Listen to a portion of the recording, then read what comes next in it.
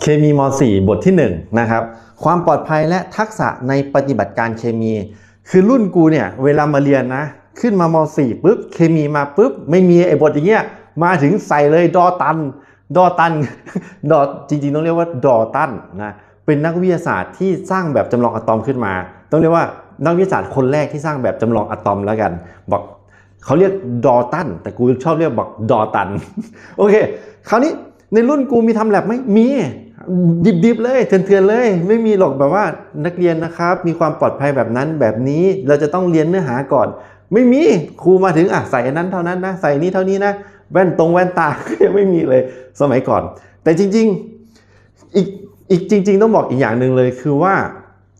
สมัยก่อนเนี่ยมันไม่ค่อยได้ทำแลบกันเท่าไหร่เพราะว่าอะไรเพราะว่าเด็กมันมึน คือมันไม่ได้มึนแค่เด็กสมัยนี้หรอกเด็กสมัยก่อนมันก็มึนเหมือนกันอย่างเช่นครูบอกว่านักเรียนสารตัวนี้มันแพงนะใส่แค่นี้นะนักเรียนเป็นไงโอ้เทปูใส่บอกพี่กลัวไม่คุ้มค่าเทอมใส่ครับโอ้เอาโรงเรียนเจ๊งกูบอกเลยดังนั้นสมัยก่อนก็ไม่ค่อยได้ทำแลบกันไม่ค่อยได้ทำแลบไม่รู้นะสมัยนี้ได้ทำบ้างหรือเปล่าแต่ว่าถ้ามีเนี่ยครูเขาจะทำให้ดูเป็นตัวอย่างครูเขาจะมาเซตให้ดูแล้วก็ทำให้ดูอะไรเงี้ยอย่างบางอันที่มันอันตรายอย่างเงี้ยอย่างเช่นเวลาเราเอาโซเดียมออกมาโซเดียมมาจากน้ำมันแล้วก็มาใส่น้ำอะไรเงี้ยทำปฏิกิริยาให้ดูอย่างเงี้ยอย่างนี้มีบ้างโอเคคราวนี้ แล้วก็อีกอันนึงเลยนะเวลาเรามาดูบทนี้เนี่ยขอดูเป็นภาพรวมก่อนอันนี้ภาพรวมก่อนนี่เราต้องทำงานกับสารเคมีมีความปลอดภัยถูกป่ะแล้วก็มีอุบัติเหตุถ้ามันเกิดอุบัติเหตุเกิดขึ้นเราจะต้องปฏิบัติตัวยังไงถูกป่ะหรือความปลอดภัยเนี่ยจะต้องทำยังไงเพราะว่าอย่างที่บอกสมัยก่อนมันไม่ได้มีบทนี้เรียนมาถึงก็ใส่เลยแต่ว่าจริงๆครูสมัยก่อนเขาก็จะบอกอยู่แล้วว่าต้องทำอย่างนี้นะอย่างนี้ปลอดภัยแต่ว่าไม่ละเอียดเท่ากับการที่จะเรียนแบบปูพื้นฐานเต็มๆไม่ละเอียดเท่าโอเคคราวนี้อีกเรื่องนึงการวัดปริมาณสารอันนี้ถือว่าดีเพราะว่าสมัยก่อนเนี่ยขึ้นมาอย่างที่บอกเว้ยมาก็ถึงก็แบบจำลองอะตอมเลยเรื่องอะตอมเลยไม่มีหรอกการวัดปริมาณสารอะไรอย่างนี้เพราะว่าเขามองว่าเรื่องนี้เรียนในวิชาฟิสิกส์ไปแล้วเรียนในฟิสิกส์ไปแล้วแต่ถามว่าฟิสิกส์มันไปเรียนเรื่องแปลงหน่วยใช่ฟิสิกส์เรียนเรื่องแปลงหน่วยเหมือนกันแต่เวลามันแปลงเนี่ยฟิสิกส์นะมันจะแปลงทีละหลักพัน10 กำลัง 3อย่างเช่นกิโลถูกปะกิโลเป็นเมกะอะไรเงี้ย10 กำลัง 6หรือไปเป็นนาโนอย่างงี้10 กำลัง -6จะเห็นไหมว่ามันต่างกันทีละเท่าไหร่ทีละพันมันต่างกันทีละพันอย่างเงี้ยซึ่งเวลามันทำเนี่ยมันง่ายไอ้พวกเนี้ยเวลาแปลงหน่วยเงี้ยมันง่ายเว้ยแต่ของเคมีเหรอมันจะมีความยากอย่างเช่นแปลงของโมลเนี่ย1 โมลนะมันจะเท่ากับ 6.02 คูณ 10 กำลัง 23 อะตอมซึ่งจะเห็นว่าเลขมันไม่ได้เป็น10 เท่าเป็นพันเท่าเหมือนฟิสิกส์มันจะยากกว่าแต่ถามว่ามันยากไหมจริงๆแม่งมันไม่ยากนะมันคืออะไรรู้ไหมมันคือการเทียบบัญญัติยางที่เรียนตอนม.2 ที่เรียนตอนม.2 มันคือเรียนม.2 เลยมึงเรียนผ่านมาแล้วไอ้เหี้ยแต่ว่าเขาคงแบบว่านักเรียนคงจะลืมนักเรียนไม่ได้ลืมหรอกนักเรียนแม่งโง่ คือจริงต้องเข้าใจว่านักเรียนหลายคนพื้นฐานคณิตศาสตร์ม.ต้นอาจจะไม่ดีต้องยอมรับว่าอาจจะไม่ดีเขาก็มาปูพื้นให้ดีมาปูพื้นฐานใหม่กันอีกรอบถือว่าดีแต่เขาจะไม่เรียกว่าเทียบบัญญัติยางเขาจะบอกว่ามาคูณแฟกเตอร์นักเรียน คือถ้ามึงบอกบัญญัติยางเดี๋ยวแบบมันดูแบบดิ๊กดอยไงแบบเหมือนเด็กน้อยเรียนต้องแบบแฟกเตอร์ต้องใส่คำใหม่คือจริงๆมึงก็เทียบบัญญัติมึงก็คือเทียบบัญญัติยางนั่นแหละแล้วก็อันสุดท้ายวิธีการทางวิทยาศาสตร์นี่ก็ม.ต้นคือม.ต้นเนี่ยเรื่องนี้มันโอ้โหตั้งแต่ม.1 ม.2 ม.3 ถือว่าการสังเกตการตั้งปัญหาการสร้างสมมุติฐานการอะไรพวกนี้เหมือนเดิมเลยเอามาเรียนซ้ำแล้วซ้ำอีกนะครับซึ่งบทนี้หลักๆก็จะมีอยู่แค่นี้แหละมีการทำงานกับสารเคมีมีความปลอดภัยอุบัติเหตุแล้วก็การวัดปริมาณสารวิธีการทางวิทยาศาสตร์อันนี้จริงๆในหลักสูตรนะไอ้ความปลอดภัยกับอุบัติเหตุเนี่ยเขาแยกเป็นคนละหัวข้อแต่ของกูขอรวมไปเป็นอันเดียวกันคือการทำงานกับสารเคมีเพราะว่าเดี๋ยวหัวข้อมันจะเยอะคือไอ้เนี่ยความปลอดภัยเนี่ยมันถือว่ามันค่อนข้างเยอะ เราควรพูดให้มันเยอะหน่อยเวลาเราทำแลบอย่างเงี้ยมันจะได้รู้ว่าอ๋อต้องทำตัวอย่างนี้นะจะได้มีความปลอดภัยมากขึ้นส่วนอุบัติเหตุถามว่ามันเนื้อหามันเยอะไหมมันมีเหมือนนิดนึงอุบัติเหตุเวลาเกิดขึ้นแล้วจะต้องจัดการยังไงทำอะไรซึ่งที่มันนิดนึงเนี่ยเพราะว่า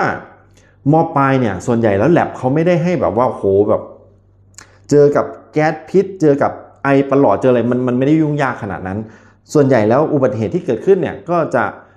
ปฐมพยาบาลเบื้องต้นจัดการได้คุณครูในโรงเรียนจัดการได้มึงคิดสภาพดูมปลายเนี่ยใครจะมาให้มึงสร้างโรงไฟฟ้านิวเคลียร์มันไม่มีหรอกไอ้เหี้ยมันดังนั้นมันนิดเดียวอันนี้มันนิดเดียวก็เลยแบบว่า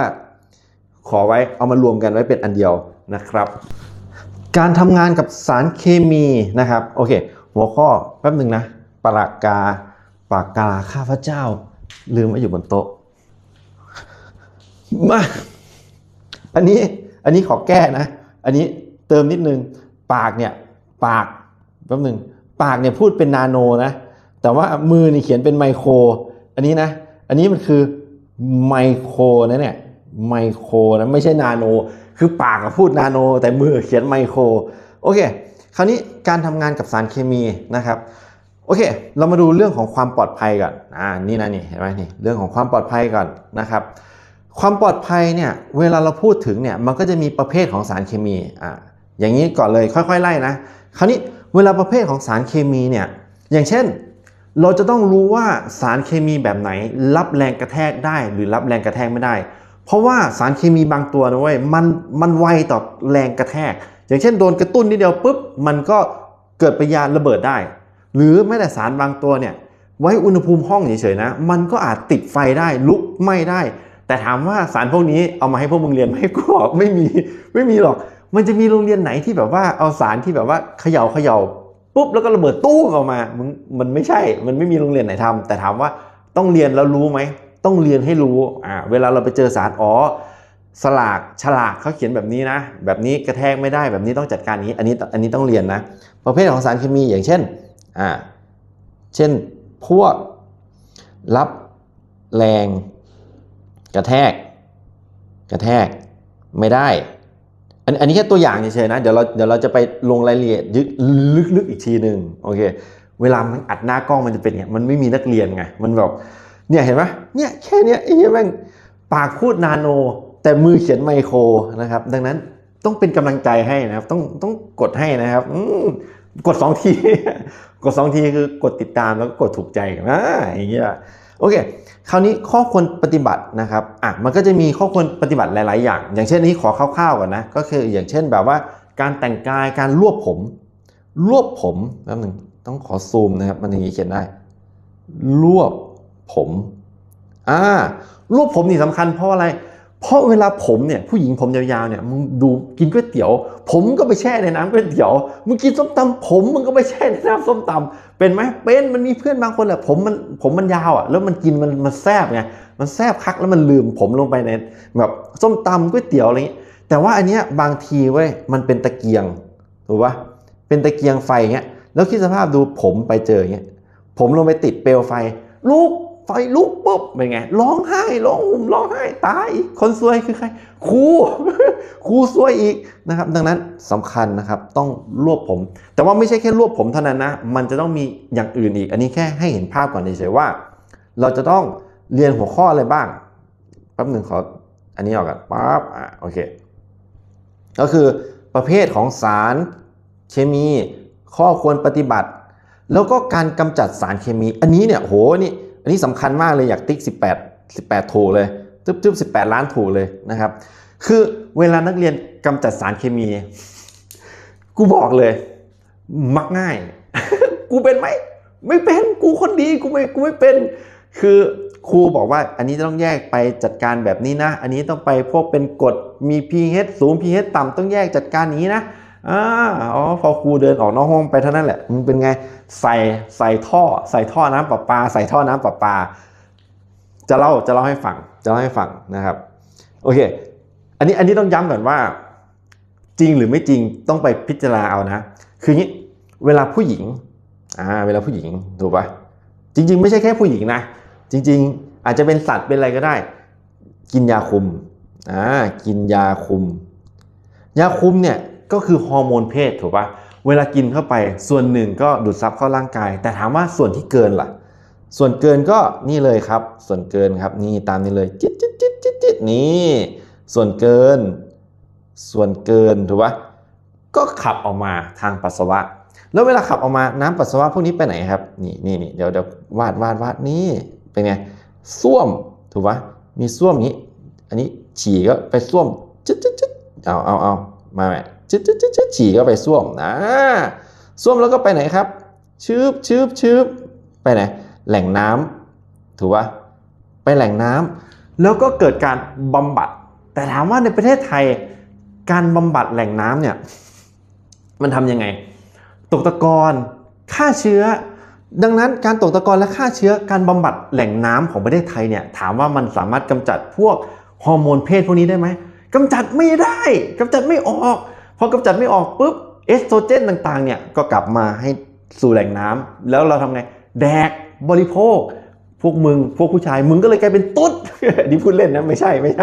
นี่พูดเล่นแต่ว่าจริงๆอันนี้แค่พูดให้เห็นภาพเฉยๆว่าถ้าเรากำจัดไม่ถูกวิธีเนี่ยสารพวกนี้สุดท้ายแล้วมันก็อาจจะกลับมาอยู่ที่เราได้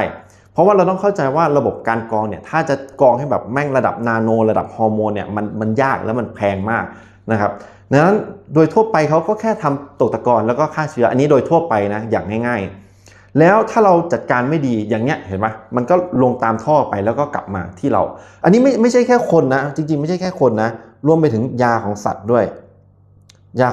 ต่างๆฮอร์โมนสัตว์ฮอร์โมนอะไรเงี้ยเราใส่เข้าไปสุดท้ายก็กลับมาที่เรากิน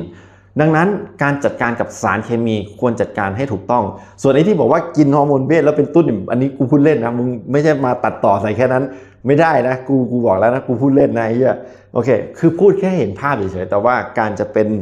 แบบไหนอันนั้นก็เรื่องของเขานะครับโอเคคราวนี้อุบัติเหตุจากสารเคมีอันนี้ก็จริงๆอันเนี้ยไม่คือถามว่าอุบัติเหตุจากสารเคมีเนี่ยมันมีรุนแรงหลายระดับมากๆจนถึงตายเลยก็มีแต่ถามว่าระดับม.ปลายเนี่ยมันไม่มีใครเอาสารเคมีจนแบบถึงตายมาให้นักเรียนคือถามว่ามีไหมมันก็มีแหละแต่มึงต้องแบบจับขึ้นมาแล้วยกกอกอันนั้นตายแน่นอนที่จะตายแต่ถามว่าในระดับม.ปลายเนี่ยมันก็จะมีแค่ว่าถ้าแบบหกนิดหน่อยก็เช็ดถูกไหมนักเรียนก็เช็ดจัดการแต่ถ้าแบบหกเป็นขวดเลยก็ไปบอกครูแค่นั้นมันการจัดการอุบัติเหตุทางสารเคมีในระดับม.ปลายมีไม่มากแต่ถามว่าเราอาจจะได้เรียนหรือว่าเล่าเรื่องที่แบบว่าเป็นเรื่องหนักๆอาจจะ